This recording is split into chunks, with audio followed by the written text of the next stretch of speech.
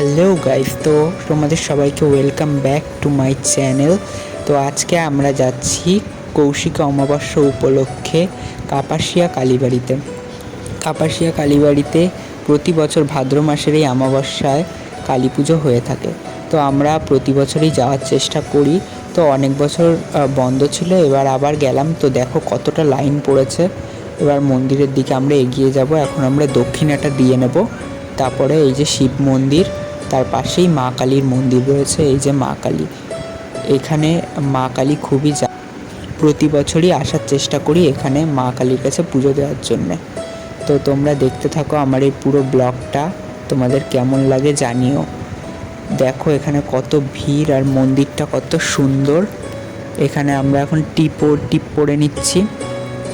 তো এই যে টিপ পরে এখন আমরা যাব ভোগ খেতে।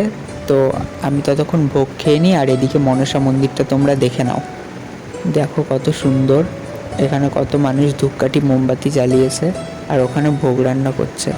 তো আজকের ব্লগটা এখানেই শেষ করছি। দেখা হচ্ছে নেক্সট ব্লগে। সবাইকে টাটা।